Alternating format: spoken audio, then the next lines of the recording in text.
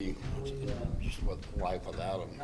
Well, today was, I guess, the second day out without him. Life goes on, obviously in practice and as part of football, stuff like that happens. And we were pleased that it was not an extensive deal, and we're hoping for a swift and fast recovery. I guess that's the same thing, but swift and fast. Does that make it extra fast? So that's what we want. How's Gunner responded? Great. Grayson's had a good camp. Best camp he's had since he's been here. He's playing with a lot of confidence and intensity.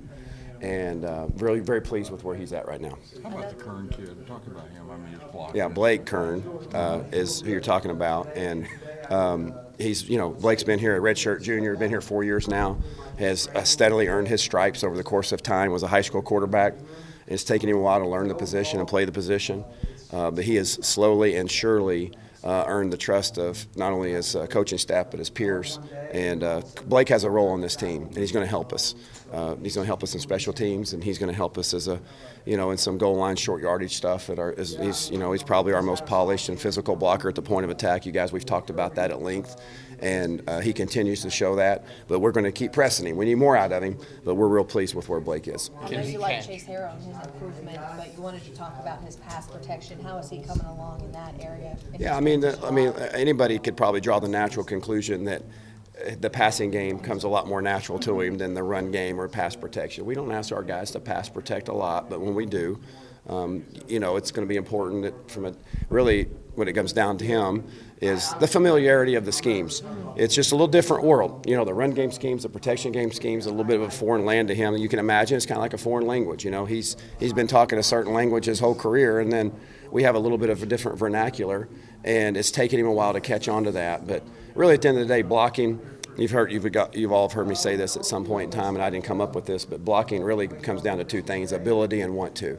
Sure, there's some technical things in there. That's my job to provide those. But if you have the ability to block somebody in this league, size, power, foot speed, and then you have the desire, it's a good combination, and you have both of those. I'm not saying that he's going to be a dominant blocker in this league, or I'm just saying that he has proven that he's more than willing to do that. And when you take that with his ball receiving skills, I think you have a nice little complement there, and he's definitely in the right position. Chad said O'Grady had kind of bounced back from the third team stuff he was doing before the injury. I know you guys aren't out there all the time, so you just draw conclusions on what you can gather and what you see and the questions you ask. And we at the first camp, and he wasn't working with the ones all the time. That's not a ploy. It's just we're gonna use the guys that are in the best frame of mind and the state of health, and the guys that are dialed in and tuned in. And we got too much talent in that room to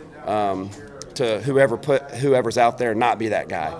And I'm not saying CJ hasn't been that. I'm just saying that when he is all in and he's dialed in and he's sharp, we all know what he can do. And we're going to make sure, and it's not just about, we all make it about him. I mean, not we all, but the media and people want to talk about him from that regard because, he's a proven playmaker. But it's the same standard for every guy that we have in the room. This is how we're going to practice. This is how we're going to, be at meetings. This is how we're going to do that. And so we're just holding everybody to the same standard. And CJ certainly responded there towards before he got hurt and was on the right track and is having a good camp. We just want a consistent camp, a consistent grind every day. He knows this. We've talked at length about that, and we fully expect when he comes back that with him having 12 games left in his senior year, for they to be the best 12 weeks that he can make them. Barry, you've been a part of Arkansas teams that have rebuilt. Where do you feel like this team is in that process? Yeah, we're on the right track. I mean, we've got a better feel, better vibe than we did last year. We're working. Our guys are working, and I think everybody's hungry to play. We can't accelerate that beyond the preparation, but I think our guys are excited to get the bad taste out of our mouth, and we just got to go prove it. We've worked hard. We've talked a lot about it, and we all seen teams that have to carry that weight during the offseason, use that as fuel, and I think we certainly have. And I think we're a better football team for it, and so hopefully that'll show up when we get out there. Trey. Barry, how are things looking at punt returns, kick return, and punt also? Well, I'm excited. I'm pleased with where we're at. We're going to keep pressing. You know, obviously Deion's proven in games he can do some good things. Trey Burks is working for us at punt returner. We haven't really gotten a lot of in-depth in the kickoff return as far as the skill just yet. We've been emphasizing our coverage units for the bulk of practice. We continue to emphasize that, and we will all the way through the season. But as far as the punting competition, I mean, Sam's obviously brought some maturity and some ability to that position, and I think Reed's responded very well. I really like where they're at in that battle right now. If we went to a game tomorrow, we may punt both of them, to be honest with you. And so that's where we're at, Nate. Who's kicking off right now? Well, Connor's going to handle that for us right now. I mean, if we kick today, that would be Connor. That's still competition. Matt Phillips brings some things to the table, but right now that would be Connor for us. Also, with Kern, is he catching well enough where you don't just telegraph it? Oh yeah, for sure. Yeah. Oh yeah. Yeah. He's not just, you know, we don't send him out there with boxing gloves on his hands. You know, so I mean, he's more than capable of catching a ball, and that's going to happen at some point because just like you said, Nate. I mean, he's going to be our blocker, right? He's going to be a point of attack blocker, and people are going to know that. And so we got to certainly have a guy that can handle the passing game. He can. He's got good hands. I think because of that, he might bring some good playmaking ability to us at kind of sneaky times. Does that make sense?